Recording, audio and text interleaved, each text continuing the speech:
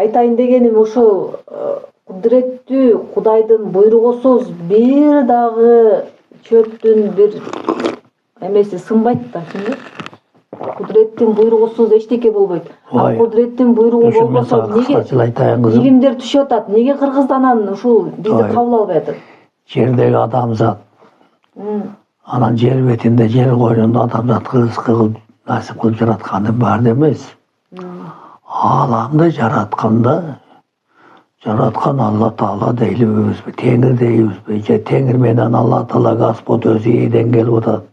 Алам ээси өзүнүн эркиндеги, өзүнүн сүйүүндүсүнөн ошо аламды жараткан.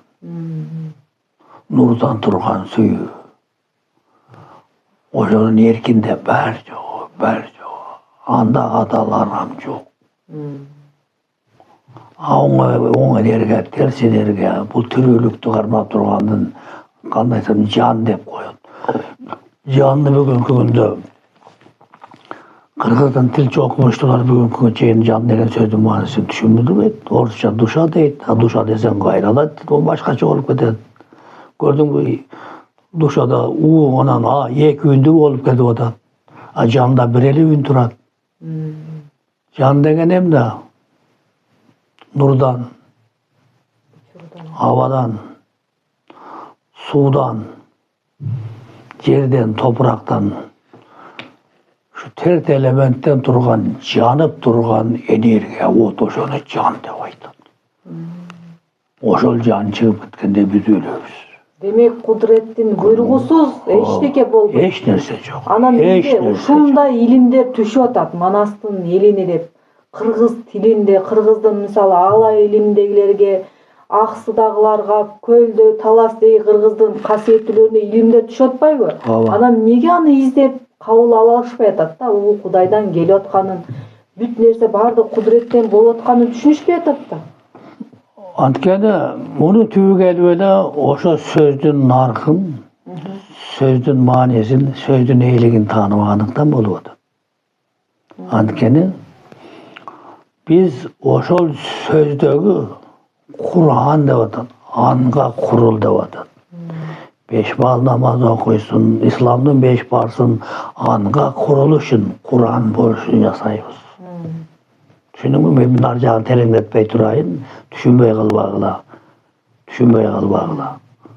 Биз ошону айтып атабыз. Анан сурооңузга кайталап коюңуз жанагы. Биздин касиеттүү кыргыз элибизге аяндар түшүп атпайбы? Түшүн болду. Ошондо илим деген сөз түшүнбөй атпайбыз. Илим деген сөз наука деген сөз эмес. Эки сөздөрдүр. Биринчиси ил, биринчи сөз, экинчи сөз ма. Адамзат мага зар. Мага зар, баягы айттым. Адамзат мага зар. Адамзат бага зар. Аны да айтып бердим. Адамзат бага зар, адамзат мага зар. Бул ма деген тоо эмес, суу булак эмес, үңкүр таш эмес, дарак эмес. Адамзат мага зар. Ма бул мен башталыштын өзүмүн, мен Кудайымын деген сөз. Көрдүңбү? Адамзат Кудайга зар. Ошон үчүн илим деген сөзгө, ил деген сөз, ма деген сөздү кошкондо илима деп сүйлөй албайбыз да. Тил илиминде үндөшүү деген бар.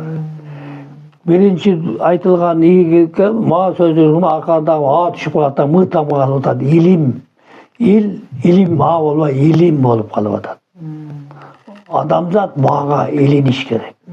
Кудайга илиниш керек. Ошондо сенде тиги көрүнбөгөн кайыт дүйнөдөн сага байланыш келет дагы. Байланасың кимге? Ишке. Кудайдын ишине. Ишке байланасың. Кайыт дүйнөгө байланасың. Ошону ишен деп айтат. Ишен деген вера деген сөз эмес. Иш жерде болот. Ан бул Кудайдын руху, Кудайдын сөзү. Кудайдын сөзүндөгү, Кудайдын рухундагы ишти жаса дегенди иш дейт, ан дейт. Так айтам, тил илиминде өтүп ишен деген сөз айтылып атат. Биздин ар bir sözümüzde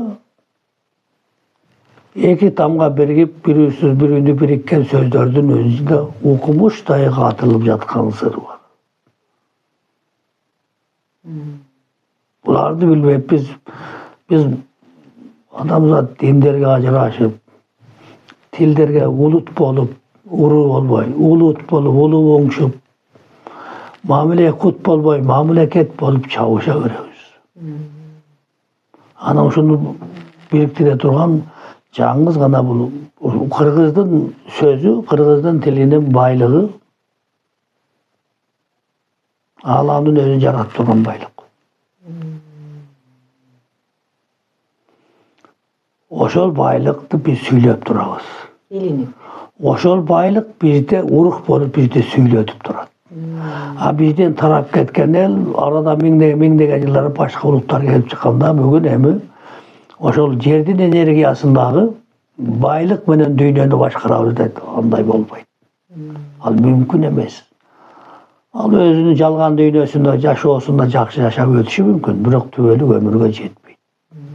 Актан өсүнө чейинки айрыкча биз Манас илимдеги Манастын 70тен арык варианты бар. Анын биз 4-5% китеп кылып чыгардык. Ошолордун баары жогун чыгара бериш керек. Анткени бирин-бири толуктап турат. Бирин-бири толуктап турат. Манас илими бирин-бири толуктап турат. Ооба. Манас илими керемет илим. Айтып атпайм, Манас деген сөздүн мааниси эмне? Айтышат ар ким өз билишинче. Бирөөлөр салыштырса улуу күч деп, айрымдар асман дешет теңек көккө. Айтылган бул сөздө